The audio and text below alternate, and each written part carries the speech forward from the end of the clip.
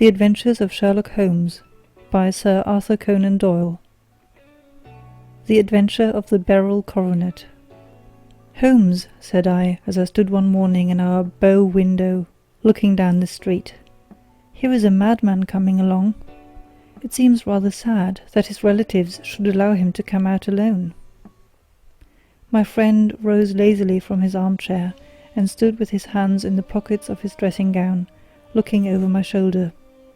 It was a bright, crisp February morning, and the snow of the day before still lay deep upon the ground, shimmering brightly in the wintry sun.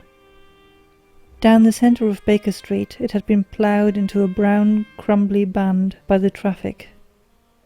But at either side and on the heaped-up edges of the footpaths it still lay as white as when it fell.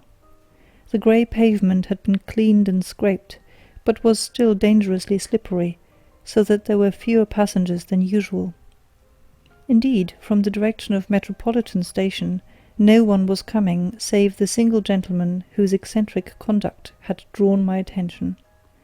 He was a man of about 50, tall, portly, and imposing, with a massive, strongly marked face and a commanding figure.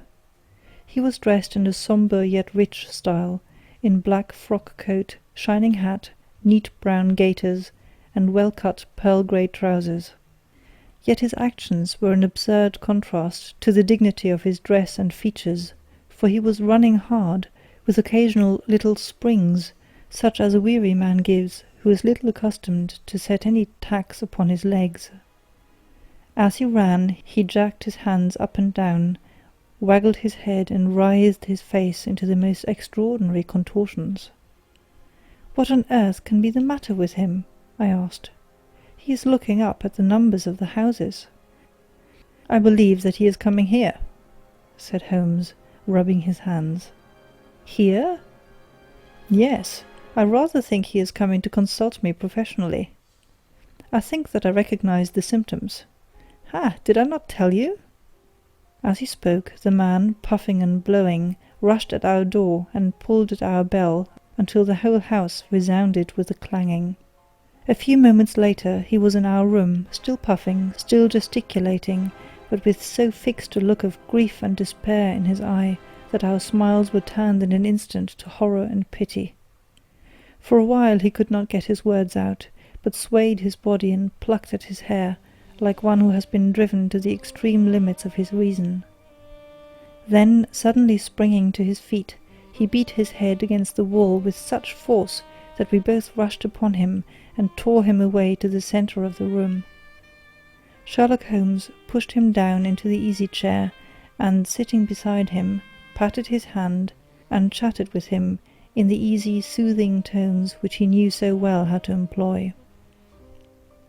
"You have come to tell me your story, have you not?" said he. "You are fatigued with your haste. Pray wait until you have recovered yourself, and then I shall be most happy to look into any little problem which you may submit to me." The man sat for a minute or more with a heaving chest, fighting against his emotion. Then he passed his handkerchief over his brow, set his lips tight, and turned his face towards us. "No doubt you think me mad," said he. "I see that you have had some great trouble," responded Holmes. "God knows I have. A trouble which is enough to unseat my reason, so sudden and so terrible is it. Public disgrace I might have faced, although I am a man whose character has never yet borne a stain. Private affliction also is the lot of every man, but the two coming together, and in so frightful a form, have been enough to shake my very soul.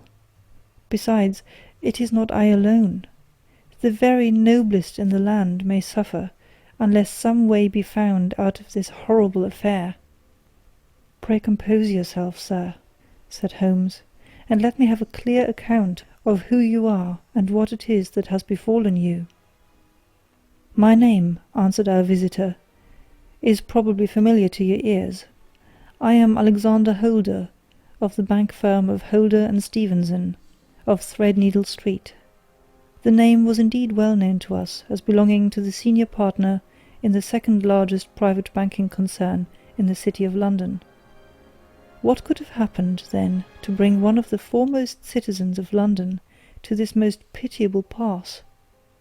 We waited, all curiosity, until with another effort he braced himself to tell his story. "I feel that time is of value," said he. "That is why I hastened here when the police inspector suggested that I should secure your cooperation. I came to Baker Street by the Underground and hurried from here on foot, for the cabs go slowly through this snow. That is why I was so out of breath, for I am a man who takes very little exercise. I feel better now, and will put the facts before you as shortly and yet as clearly as I can.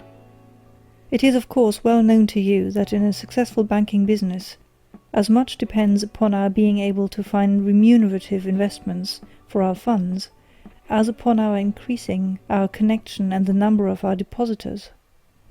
One of our most lucrative means of laying out money is in the shape of loans, where the security is unimpeachable. We have done a good deal in this direction during the last few years, and there are many noble families to whom we have advanced large sums upon the security of their pictures, libraries, or plate. Yesterday morning I was seated in my office at the bank when a card was brought to me by one of the clerks.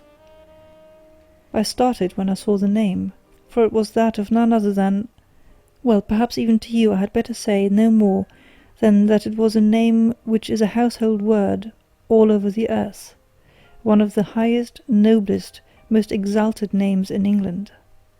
I was overwhelmed by the honour, and attempted, when he entered, to say so, but he plunged at once into business, with the air of a man who wishes to hurry quickly through a disagreeable task. "Mr. Holder," said he, "I have been informed that you are in the habit of advancing money." "The firm does so when the security is good," I answered. "It is absolutely essential to me," said he, "that I should have £50,000 at once. I could, of course, borrow so trifling a sum 10 times over from my friends, but I much prefer to make it a matter of business, and so carry out that business myself. In my position you can readily understand that it is unwise to place oneself under obligations." "For how long, may I ask, do you want this sum?" I asked. "Next Monday I have a large sum due to me, and I shall then most certainly repay what you advance, with whatever interest you think is right to charge. But it is very essential to me that the money should be paid at once." "I should be happy to advance it without further parley from my own private purse," said I, "were it not that the strain would be rather more than I could bear. If, on the other hand, I am to do it in the name of the firm, then in justice to my partner I must insist that, even in your case, every business-like precaution should be taken." "I should much prefer to have it so," said he, raising up a square, black morocco case which he had laid beside his chair. "You have doubtless heard of the beryl coronet, one of the most precious public possessions of the Empire," said I. "Precisely." He opened the case, and there, embedded in soft flesh-coloured velvet, lay the magnificent piece of jewellery which he had named. "There are 39 enormous beryls," said he, "and the price of the gold chasing is incalculable. The lowest estimate would put the worth of the coronet at double the sum which I have asked. I am prepared to leave it with you as my security." I took the precious case into my hands, and looked in some perplexity from it to my illustrious client. "You doubt its value?" he asked. "Not at all. I only doubt the propriety of my leaving it. You may set your mind at rest about that. I should not dream of doing so, were it not absolutely certain that I should be able in 4 days to reclaim it. It is a pure matter of form. Is the security sufficient? Ample. You understand, Mr. Holder, that I am giving you a strong proof of the confidence which I have in you, founded upon all that I have heard of you. I rely upon you, not only to be discreet and to refrain from all gossip upon the matter, but above all, to preserve this coronet with every possible precaution, because I need not say that a great public scandal would be caused if any harm were to befall it. Any injury to it would be almost as serious as its complete loss, for there are no barrels in the world to match these, and it would be impossible to replace them. I leave it with you, however, with every confidence, and I shall call for it in person on Monday morning." Seeing that my client was anxious to leave, I said no more, but, calling for my cashier, I ordered him to pay over 50 £1,000 notes. When I was alone once more, however, with the precious case lying upon the table in front of me, I could not but think, with some misgivings, of the immense responsibility which it entailed upon me. There could be no doubt that, as it was a national possession, a horrible scandal would ensue if any misfortune should occur to it. I already regretted having ever consented to take charge of it. However, it was too late to alter the matter now, so I locked it up in my private safe, and turned once more to my work. When evening came, I felt that it would be an imprudence to leave so precious a thing in the office behind me. Bankers' safes had been forced before now, and why should not mine be? If so, how terrible would be the position in which I should find myself! I determined, therefore, that for the next few days I would always carry the case backward and forward with me, so that it might never be really out of my reach. With this intention, I called a cab and drove out to my house at Streatham, carrying the jewel with me. I did not breathe freely until I had taken it upstairs, and locked it in the bureau of my dressing-room. And now a word as to my household, Mr. Holmes, for I wish you to thoroughly understand the situation. My groom and my page sleep out of the house, and may be set aside altogether. I have 3 maidservants, who have been with me a number of years, and whose absolute reliability is quite above suspicion. Another, Lucy Parr, the second waiting-maid, has only been in my service a few months. She came with an excellent character, however, and has always given me satisfaction. She is a very pretty girl, and has attracted admirers who have occasionally hung about the place. That is the only drawback which we have found to her, but we believe her to be a thoroughly good girl in every way. So much for the servants. My family itself is so small that it will not take me long to describe it. I am a widower, and I have an only son, Arthur. He has been a disappointment to me, Mr. Holmes, a grievous disappointment. I have no doubt that I am myself to blame. People tell me that I have spoiled him. Very likely I have. When my dear wife died, I felt that he was all I had to love. I could not bear to see the smile fade even for a moment from his face. I have never denied him a wish. Perhaps it would have been better for both of us, had I been sterner, but I meant it for the best. It was naturally my intention that he should succeed me in my business, but he was not of a business turn. He was wild, wayward, and, to speak the truth, I could not trust him in the handling of large sums of money. When he was young, he became a member of an aristocratic club, and there, having charming manners, he was soon the intimate of a number of men with long purses and expensive habits.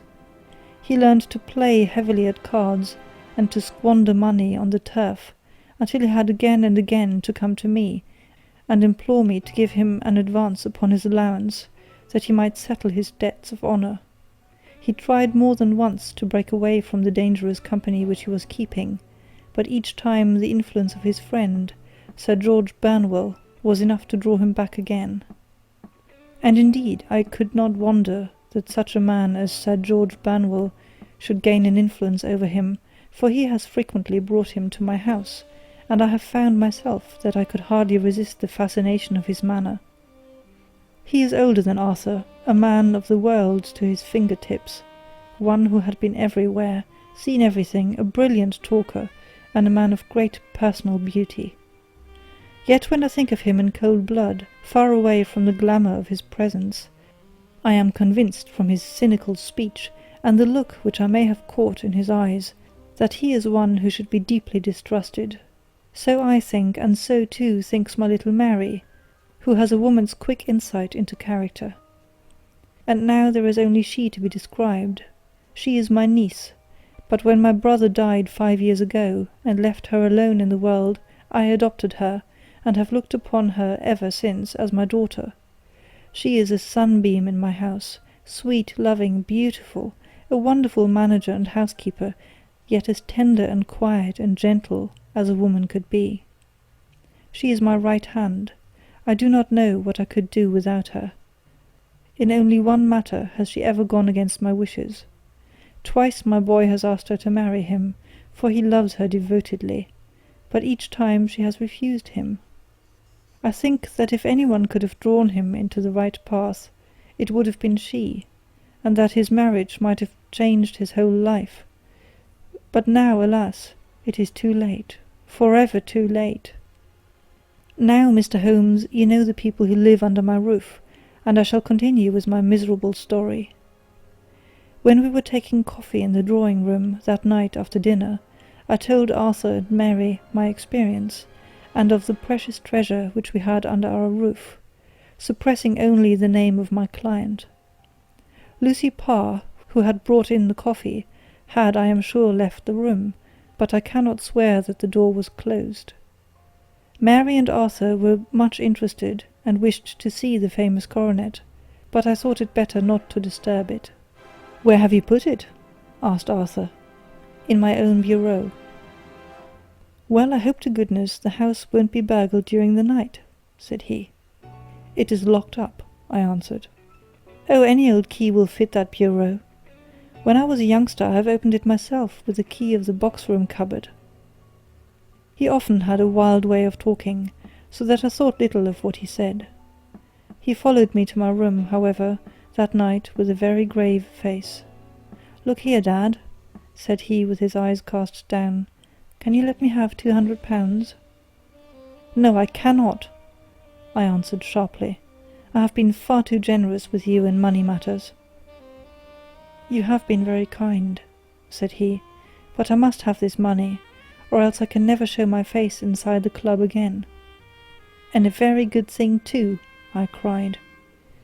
"Yes, but you would not have me leave it a dishonoured man," said he.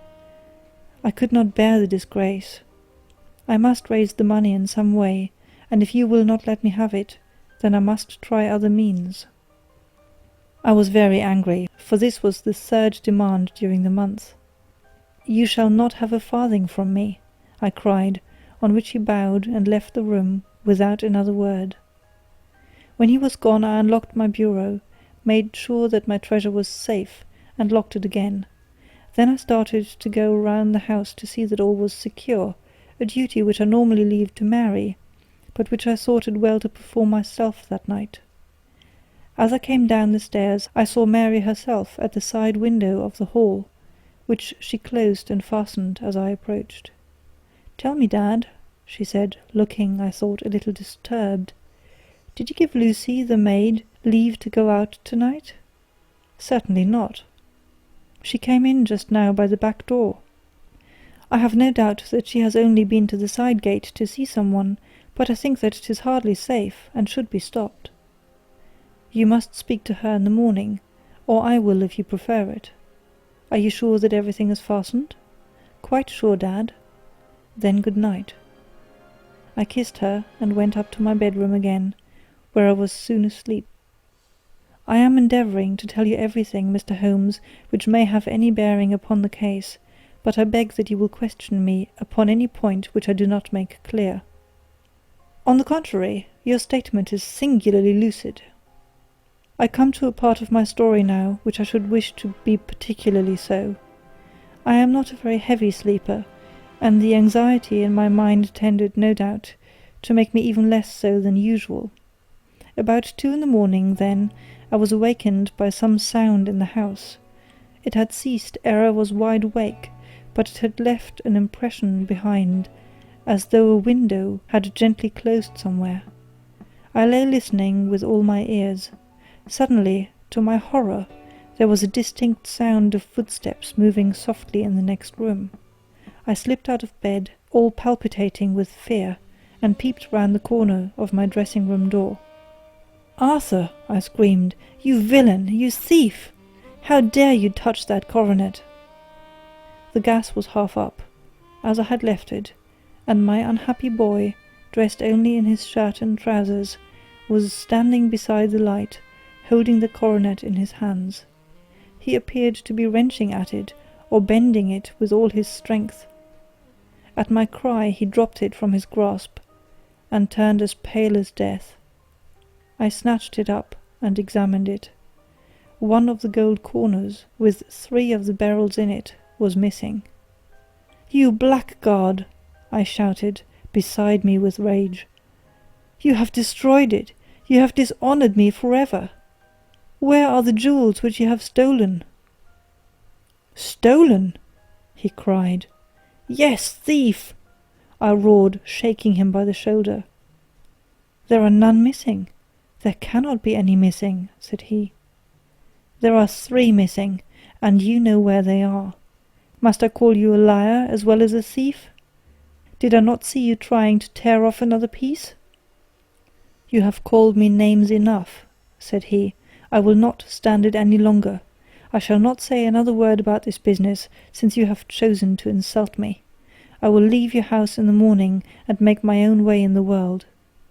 "You shall leave it in the hands of the police," I cried, half mad with grief and rage. "I shall have this matter probed to the bottom." "You shall learn nothing from me," said he with a passion such as I should not have thought was in his nature. "If you choose to call the police, let the police find what they can." By this time the whole house was astir, for I had raised my voice in my anger. Mary was the first to rush into my room, and at the sight of the coronet and of Arthur's face, she read the whole story, and with a scream fell down senseless on the ground. I sent the housemaid for the police, and put the investigation into their hands at once. When the inspector and a constable entered the house, Arthur, who had stood sullenly with his arms folded, asked me whether it was my intention to charge him with theft. I answered that it had ceased to be a private matter, but had become a public one, since the ruined coronet was national property. I was determined that the law should have its way in everything. "At least," he said, "you will not have me arrested at once. It would be to your advantage as well as mine, if I might leave the house for 5 minutes." "That you may get away, or perhaps that you may conceal what you have stolen," said I. And then, realizing the dreadful position in which I was placed, I implored him to remember that not only my honour, but that of one who was far greater than I was at stake, and that he threatened to raise a scandal which would convulse the nation. He might avert it all if he would but tell me what he had done with the 3 missing stones. "You may as well face the matter," said I. "You have been caught in the act, and no confession could make your guilt more heinous. If you but make such reparation as is in your power, by telling us where the barrels are, all shall be forgiven and forgotten." "Keep your forgiveness for those who ask for it," he answered, turning away from me with a sneer. I saw that he was too hardened for any words of mine to influence him. There was but one way for it. I called in the inspector and gave him into custody. A search was made at once, not only of his person, but of his room, and of every portion of the house where he could possibly have concealed the gems, but no trace of them could be found, nor would the wretched boy open his mouth for all our persuasions and our threats. This morning he was removed to a cell, and I, after going through all the police formalities, have hurried round to you to implore you to use your skill in unravelling the matter. The police have openly confessed that they can at present make nothing of it. You may go to any expense which you think necessary. I have already offered a reward of £1,000. My God, what shall I do? I have lost my honour, my gems, and my son, in one night. Oh, what shall I do?" He put a hand on either side of his head, and rocked himself to and fro, droning to himself like a child whose grief has got beyond words. Sherlock Holmes sat silent for some few minutes, with his brows knitted and his eyes fixed upon the fire. "Do you receive much company?" he asked. None save my partner with his family, and an occasional friend of Arthur's. Sir George Burnwell has been several times lately. No one else, I think. Do you go out much in society? Arthur does. Mary and I stay at home. We neither of us care for it. That is unusual in a young girl. She is of a quiet nature. Besides, she is not so very young. She is 24. This matter, from what you say, seems to have been a shock to her also. Terrible! She is even more affected than I. You have neither of you any doubt as to your son's guilt? How can we have, when I saw him with my own eyes, with the coronet in his hands? I hardly consider that a conclusive proof. Was the remainder of the coronet at all injured? Yes, it was twisted. Do you not think, then, that you might have been trying to straighten it? God bless you! You are doing what you can for him and for me, but it is too heavy a task. What was he doing there at all? If his purpose were innocent, why did he not say so? Precisely. And if he were guilty, why did he not invent a lie? His silence appears to me to cut both ways. There are several singular points about the case. What did the police think of the noise which awoke you from your sleep? They considered that it might be caused by Arthur's closing his bedroom door. A likely story! As if a man bent on felony would slam his door so as to wake a household. What did they say then of the disappearance of these gems? They are still sounding the planking and probing the furniture in the hope of finding them. Have they thought of looking outside the house? Yes, they have shown extraordinary energy. The whole garden has already been minutely examined. Now, my dear sir, said Holmes, it is not obvious to you now that this matter really strikes very much deeper than either you or the police were at first inclined to think? It appeared to you to be a simple case. To me it seems exceedingly complex. Consider what is involved by your theory. You suppose that your son came down from his bed, went, at great risk, to your dressing-room, opened your bureau, took out your coronet, broke off by main force a small portion of it, went off to some other place, concealed 3 gems out of the 39 with such skill that nobody can find them, and then returned with the other 36 into the room in which he exposed himself to the greatest danger of being discovered. I ask you now, is such a theory tenable? But what other is there? Cried the banker with a gesture of despair. If his motives were innocent, why does he not explain them? It is our task to find that out, replied Holmes. So now, if you please, Mr. Holder, we will set off for Streatham together, and devote an hour to glancing a little more closely into details. My friend insisted upon my accompanying them in their expedition, which I was eager enough to do, for my curiosity and sympathy were deeply stirred by the story to which we had listened.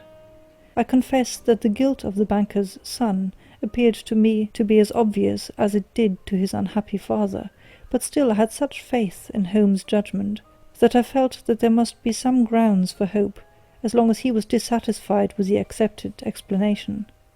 He hardly spoke a word the whole way out to the southern suburb, but sat with his chin upon his breast, and his hat drawn over his eyes, sunk in the deepest thought. Our client appeared to have taken fresh heart at the little glimpse of hope which had been presented to him, and he even broke into a desultory chat with me over his business affairs. A short railway journey and a shorter walk brought us to Fairbank, the modest residence of the great financier. Fairbank was a good-sized square house of white stone, standing back a little from the road. A double-carriage sweep with a snow-clad lawn stretched down in front of 2 large iron gates which closed the entrance. On the right side was a small wooden thicket which led into a narrow path between 2 neat hedges, stretching from the road to the kitchen door, and forming the tradesman's entrance. On the left ran a lane which led to the stables, and was not itself within the grounds at all, being a public, though little used, thoroughfare. Holmes left us standing at the door and walked slowly all round the house, across the front, down the tradesman's path, and so round by the garden behind into the stable lane. So long was he that Mr. Holder and I went into the dining-room and waited by the fire until he should return. We were sitting there in silence when the door opened and the young lady came in. She was rather above the middle height, slim, with dark hair and eyes, which seemed the darker against the absolute pallor of her skin. I do not think that I have ever seen such deadly paleness in a woman's face. Her lips, too, were bloodless, but her eyes were flushed with crying. As she swept silently into the room, she impressed me with a greater sense of grief than the banker had done in the morning, and it was the more striking in her, as she was evidently a woman of strong character, with immense capacity for self-restraint. Disregarding my presence, she went straight to her uncle and passed her hand over his head with a sweet womanly caress. "You have given orders that Arthur should be liberated, have you not, Dad?" she asked. "No, no, my girl. The matter must be probed to the bottom." "But I am so sure that he is innocent. You know what woman's instincts are. I know that he has done no harm, and that you will be sorry for having acted so harshly." "Why is he silent, then, if he is innocent?" "Who knows? Perhaps because he was so angry that you should suspect him." "How could I help suspecting him, when I actually saw him with the coronet in his hand?" "Oh, but he had only picked it up to look at it. Oh, do take my word for it that he is innocent. Let the matter drop and say no more. It is so dreadful to think of our dear Arthur in prison." "I shall never let it drop until the gems are found. Never, Mary. Your affection for Arthur blinds you as to the awful consequences to me. Far from hushing the thing up, I have brought a gentleman down from London to inquire more deeply into it." "This gentleman?" she asked, facing round to me. "No, his friend. He wished us to leave him alone. He is round in the stable lane now." "The stable lane?" She raised her dark eyebrows. "What can he hope to find there?" "Ah, this, I suppose, is he. I trust, sir, that you will succeed in proving, what I feel sure is the truth, that my cousin Arthur is innocent of his crime." "I fully share your opinion, and I trust with you that we may prove it," returned Holmes, going back to the mat to knock the snow from his shoes. "I believe I have the honour of addressing Miss Mary Holder. May I ask you a question or two?" "Pray do, sir, if it may help to clear this horrible affair up." "You heard nothing yourself last night?" "Nothing, until my uncle here began to speak loudly. I heard that, and I came down." "You shut up the windows and doors the night before. Did you fasten all the windows?" "Yes." "Were they all fastened this morning?" "Yes." "You have a maid who has a sweetheart. I think that you remarked to your uncle last night that you had been out to see him?" "Yes, and she was the girl who waited in the drawing-room, and who may have heard uncle's remarks about the coronet." "I see. You infer that she may have gone out to tell her sweetheart, and that the two may have planned the robbery." "But what is the good of all these vague theories?" cried the banker impatiently, "when I have told you that I saw Arthur with the coronet in his hands?" "Wait a little, Mr. Holder. We must come back to that. About this girl, Miss Holder. You saw her return by the kitchen door, I presume?" "Yes, when I went to see if the door was fastened for the night, I met her slipping in. I saw the man too, in the gloom." "Do you know him?" "Oh, yes. He is the greengrocer who brings our vegetables round. His name is Francis Prosper." "He stood," said Holmes, "to the left of the door, that is to say, farther up the path than is necessary to reach the door?" "Yes, he did." "And he is a man with a wooden leg?" Something like fear sprang up in the lady's expressive black eyes. "Why, you are like a magician," said she. "How do you know that?" She smiled, but there was no answering smile in Holmes' thin, eager face. "I should be very glad now to go upstairs," said he. "I shall probably wish to go over to the outside of the house again. Perhaps I had better take a look at the lower windows before I go up." He walked swiftly round from one to the other, pausing only at a large one which looked from the hall into the stable lane. This he opened and made a very careful examination of the sill with his powerful magnifying lens. "Now we shall go upstairs," said he at last. The banker's dressing-room was a plainly furnished little chamber, with a grey carpet, a large bureau, and a long mirror. Holmes went to the bureau first, and looked hard at the lock. "Which key was used to open it?" he asked. "That which my son himself indicated, that of the cupboard of the lumber room." "Have you it here?" "That is it on the dressing-table." Sherlock Holmes took it up and opened the bureau. "It is a noiseless lock," said he. "It is no wonder that it did not wake you. This case, I presume, contains the coronet. We must have a look at it." He opened the case, and taking out the diadem, he laid it upon the table. It was a magnificent specimen of the jeweller's art, and the 36 stones were the finest that I have ever seen. At one side of the coronet was a cracked edge, where a corner holding 3 gems had been torn away. "Now, Mr. Holder," said Holmes, "here is the corner which corresponds to that which has been so unfortunately lost. Might I beg that you will break it off?" The banker recoiled in horror. "I should not dream of trying it," said he.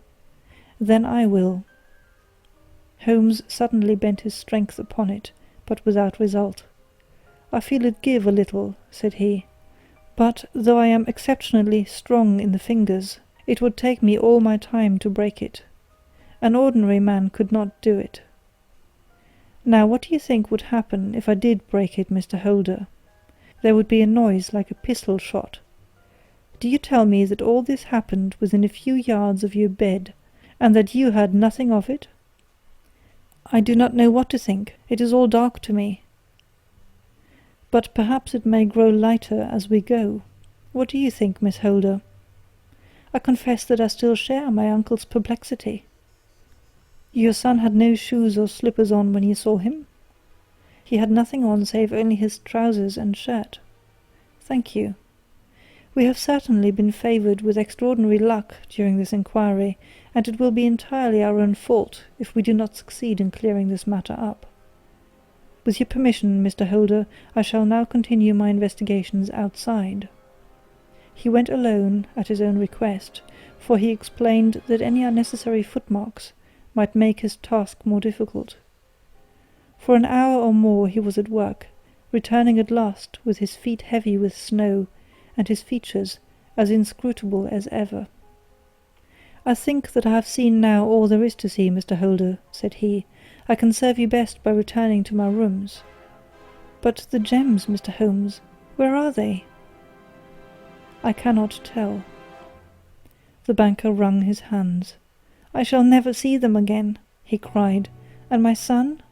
You give me hopes?" "My opinion is in no way altered."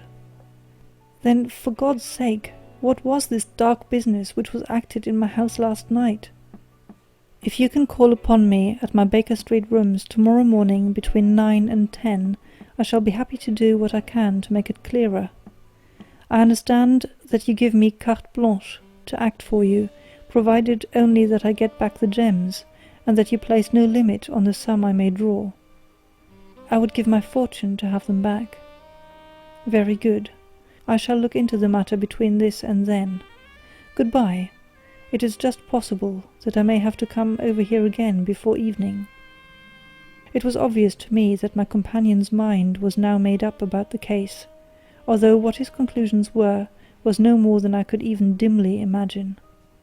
Several times during our homeward journey I endeavoured to sound him upon the point, but he always glided away to some other topic, until at last I gave it over in despair. It was not yet 3 when we found ourselves in our rooms once more. He hurried to his chamber, and was down again in a few minutes, dressed as a common loafer. With his collar turned up, his shiny seedy coat, his red cravat, and his worn boots, he was a perfect sample of the class. "I think that this should do," said he, glancing into the glass above the fireplace. "I only wish that you could come with me, Watson, but I fear that it won't do. I may be on my trail in this matter, or I may be following a will-o'-the-wisp, but I shall soon know which it is. I hope that I may be back in a few hours." He cut a slice of beef from the joint upon the sideboard, sandwiched it between 2 rounds of bread, and thrusting this rude meal into his pocket, he started off upon his expedition. I had just finished my tea when he returned, evidently in excellent spirits, swinging an old elastic-sided boot in his hand. He chucked it down into a corner, and helped himself to a cup of tea. "I only looked in as I passed," said he. "I am going right on." "Where to?" "Oh, to the other side of the West End. It may be some time before I get back. Don't wait up for me in case I should be late." "How are you getting on?" "Oh, so-so. Nothing to complain of. I have been out to Streatham since I saw you last, but I did not call at the house. It is a very sweet little problem, and I would not have missed it for a good deal. However, I must not sit gossiping here, but must get these disreputable clothes off, and return to my highly respectable self." I could see by his manner that he had stronger reasons for satisfaction than his words alone would imply. His eyes twinkled, and there was even a touch of colour upon his sallow cheeks. He hastened upstairs, and a few minutes later I heard the slam of the hall door, which told me that he was off once more upon his congenial hunt. I waited until midnight, but there was no sign of his return, so I retired to my room. It was no uncommon thing for him to be away for days and nights on end when he was hot upon a scent, so that his lateness caused me no surprise. I do not know at what hour he came in, but when I came down to breakfast in the morning, there he was with a cup of coffee in one hand and the paper in the other, as fresh and trim as possible. "You will excuse my beginning without you, Watson," said he, "but you remember that our client has rather an early appointment this morning." "Why, it is after 9 now," I answered. "I should not be surprised if that were he. I thought I heard a ring." It was indeed our friend the financier. I was shocked by the change which had come over him, for his face, which was naturally of a broad and massive mould, was now pinched and fallen in, while his hair seemed to me at least a shade whiter. He entered with a weariness and lethargy which was even more painful than his violence of the morning before, and he dropped heavily into the armchair which I pushed forward for him. "I do not know what I have done to be so severely tried," said he. "Only 2 days ago I was a happy and prosperous man, without a care in the world. Now I am left to a lonely and dishonoured age. One sorrow comes close upon the heels of another. My niece Mary has deserted me." "Deserted you?" "Yes. Her bed this morning had not been slept in, her room was empty, and a note for me lay upon the hall table. I had said to her last night, in sorrow and not in anger, that if she had married my boy all might have been well with him. Perhaps it was thoughtless of me to say so. It is to that remark that she refers in this note.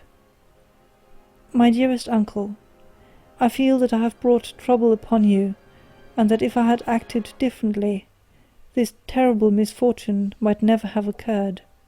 I cannot, with this thought in my mind, ever again be happy under your roof, and I feel that I must leave you forever.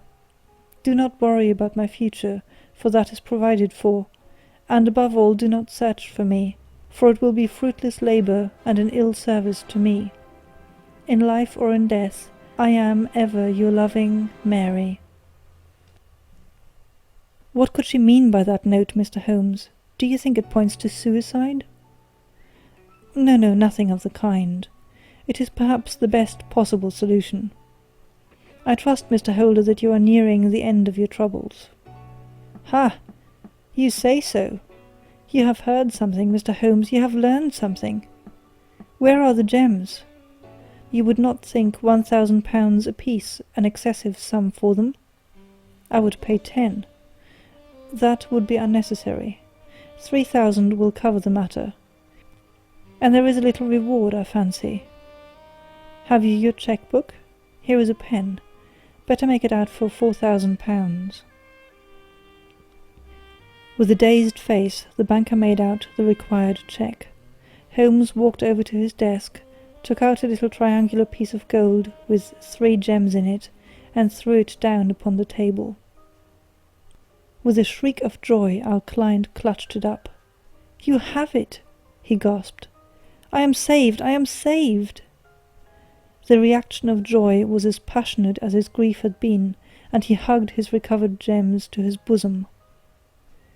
"There is one other thing you owe, Mr. Holder," said Sherlock Holmes rather sternly. "Oh!" He caught up a pen. "Name the sum, and I will pay it." "No, the debt is not to me. You owe a very humble apology to that noble lad, your son, who has carried himself in this matter as I should be proud to see my own son do, should I ever chance to have one." "Then it was not Arthur who took them?" "I told you yesterday, and I repeat today, that it was not." "You are sure of it? Then let us hurry to him at once, to let him know that the truth is known. He knows it already. When I had cleared it up, I had an interview with him, and finding that he would not tell me the story, I told it to him, on which he had to confess that I was right, and to add the very few details which were not yet quite clear to me. Your news of this morning, however, may open his lips. For heaven's sake, tell me then, what is this extraordinary mystery?" "I will do so, and I will show you the steps by which I reached it. And let me say to you first, that which it is hardest for me to say and for you to hear. There has been an understanding between Sir George Burnwell and your niece Mary. They have now fled together." "My Mary? Impossible." "It is unfortunately more than possible, it is certain. Neither you nor your son knew the true character of this man when you admitted him into your family circle. He is one of the most dangerous men in England, a ruined gambler, an absolutely desperate villain, a man without heart or conscience. Your niece knew nothing of such men. When he breathed his vows to her, as he had done to 100 before her, she flattered herself that she alone had touched his heart. The devil knows best what he said, but at least she became his tool, and was in the habit of seeing him nearly every evening." "I cannot and I will not believe it," cried the banker with an ashen face. "I will tell you, then, what occurred in your house last night. Your niece, when you had, as she thought, gone to your room, slipped down and talked to her lover through the window which leads into the stable lane. His footmarks had pressed right through the snow, so long had he stood there. She told him of the coronet. His wicked lust for gold kindled at the news, and he bent her to his will. I have no doubt that she loved you, but there are women in whom the love of a lover extinguishes all other loves, and I think that she must have been one. She had hardly listened to his instructions when she saw you coming downstairs, on which she closed the window rapidly, and told you about one of the servants' escapade with her wooden-legged lover, which was all perfectly true. Your boy, Arthur, went to bed after his interview with you, but he slept badly on account of his uneasiness about his club debts. In the middle of the night he heard a soft tread pass his door, so he rose, and, looking out, was surprised to see his cousin walking very stealthily along the passage until she disappeared into your dressing-room. Petrified with astonishment, the lad slipped on some clothes and waited there in the dark to see what would come of this strange affair. Presently she emerged from the room again, and in the light of the passage lamp your son saw that she carried the precious coronet in her hands. She passed down the stairs, and he, thrilling with horror, ran along and slipped behind the curtain near your door, whence he could see what passed in the hall beneath. He saw her stealthily open the window, hand out the coronet to someone in the gloom, and then, closing it once more, hurry back to her room, passing quite close to where he stood, hid behind the curtain. As long as she was on the scene, he could not take any action without a horrible exposure of the woman whom he loved. But the instant that she was gone, he realized how crushing a misfortune this would be for you, and how all-important it was to set it right.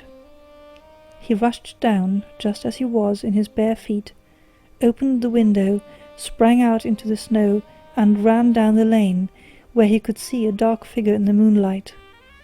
Sir George Banwell tried to get away, but Arthur caught him, and there was a struggle between them, your lad tugging at one side of the coronet, and his opponent at the other. In the scuffle, your son struck Sir George and cut him over the eye. Then something suddenly snapped, and your son, finding that he had the coronet in his hands, rushed back, closed the window, ascended to your room, and had just observed that the coronet had been twisted in the struggle, and was endeavouring to straighten it, when you appeared upon the scene. "Is it possible?" gasped the banker. You then roused his anger by calling him names at a moment when he felt that you had deserved your warmest thanks. He could not explain the true state of affairs without betraying one who certainly deserved little enough consideration at his hands. He took the more chivalrous view, however, and preserved her secret. "And that was why she shrieked and fainted when she saw the coronet," cried Mr. Holder. "Oh my God, what a blind fool I have been! And his asking to be allowed to go out for 5 minutes. The dear fellow wanted to see if the missing piece were at the scene of the struggle. How cruelly I have misjudged him!" "When I arrived at the house," continued Holmes, "I at once went very carefully round it to observe if there were any traces in the snow which might help me. I knew that none had fallen since the evening before, and also that there had been a strong frost to preserve impressions. I passed along the tradesman's path, but found it all trampled down and indistinguishable.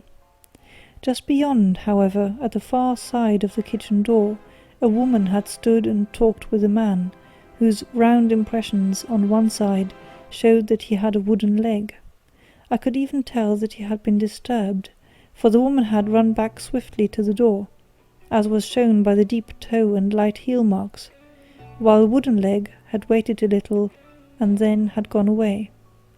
I thought at the time that this might be the maid and her sweetheart, of whom you had already spoken to me, and inquiry showed it was so.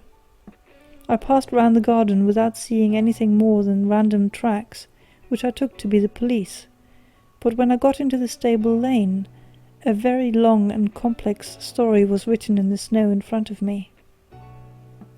There was a double line of tracks of a booted man, and a second double line, which I saw with delight, belonged to a man with naked feet. I was at once convinced from what you had told me that the latter was your son. The first had walked both ways, but the other had run swiftly, and as his tread was marked in places over the depression of the boot, it was obvious that he had passed after the other. I followed them up and found they led to the hall window, where Boots had worn all the snow away while waiting. Then I walked to the other end, which was 100 yards or more down the lane.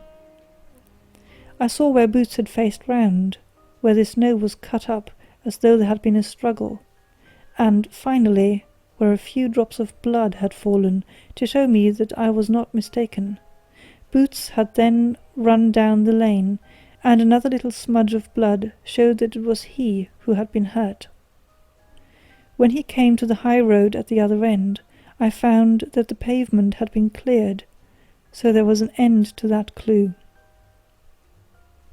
On entering the house, however, I examined, as you remember, the sill and framework of the hall window with my lens, and I could at once see that someone had passed out. I could distinguish the outline of an instep, where the wet foot had been placed in coming in. I was then beginning to be able to form an opinion as to what had occurred. A man had waited outside the window. Someone had brought the gems. The deed had been overseen by your son. He had pursued the thief, had struggled with him. They had each tugged at the coronet, their united strength causing injuries which neither alone could have effected. He had returned with a prize, but had left a fragment in the grasp of his opponent. So far I was clear. The question now was, who was the man, and who was it brought him the coronet? It is an old maxim of mine, that when you have excluded the impossible, whatever remains, however improbable, must be the truth. Now I knew that it was not you who had brought it down, so there only remained your niece and the maids. And if it were the maids, why should your son allow himself to be accused in their place? There could be no possible reason. As he loved his cousin, however, there was an excellent explanation why he should retain her secret, the more so as the secret was a disgraceful one. When I remembered that you had seen her at that window, and how she had fainted on seeing the coronet again, my conjecture became a certainty. And who could it be who was her confederate? A lover, evidently, for who else could outweigh the love and gratitude which she must feel for you? I knew that you went out little, and that your circle of friends was a very limited one, but among them was Sir George Burnwell. I had heard of him before as a man of evil reputation among women. It must have been he who wore those boots and retained the missing gems. Even though he knew that Arthur had discovered him, he might still flatter himself that he was safe, for the lad could not say a word without compromising his own family. Well, your own good sense will suggest what measures I took next. I went in the shape of a loafer to Sir George's house, managed to pick up an acquaintance with his valet, learned that his master had cut his head the night before, and finally, at the expense of 6 shillings, made all sure by buying a pair of his cast-off shoes. With these I journeyed down to Streatham, and saw that they exactly fitted the tracks. "I saw an ill-dressed vagabond on the lane yesterday evening," said Mr. Holder. "Precisely, it was I. I found that I had my man, so I came home and changed my clothes. It was a delicate part which I had to play then, for I saw that prosecution must be avoided to avert scandal, and I knew that so astute a villain would see that our hands were tied in the matter. I went and saw him. At first, of course, he denied everything. But when I gave him every particular that had occurred, he tried to bluster, and took down a life-preserver from the wall. I knew my man, however, and I clapped a pistol to his head before he could strike. Then he became a little more reasonable. I told him that we would give him a price for the stones he held, £1,000 apiece. That brought out the first signs of grief that he had shown. 'Why, dash it all,' said he, 'I've let them go at 600 for the 3. I soon managed to get the address of the receiver who had them, on promising him that there would be no prosecution. Off I set to him, and after much chaffering I got our stones at £1,000 apiece. Then I looked in upon your son, told him that all was right, and eventually got to my bed at about 2 o'clock, after what I may call a really hard day's work. A day which has saved England from a great public scandal,' said the banker, rising. 'Sir, I cannot find words to thank you, but you shall not find me ungrateful for what you have done. Your skill has indeed exceeded all that I have heard of. And now I must fly to my dear boy to apologize to him for the wrong which I have done him. As to what you tell me of poor Mary, it goes to my very heart. Not even your skill can inform me where she is now.' 'I think that we may safely say,' returned Holmes, 'that she is wherever Sir George Burnwell is. It is equally certain, too, that whatever her sins are, they will soon receive a more than sufficient punishment.' End of The Beryl Coronet.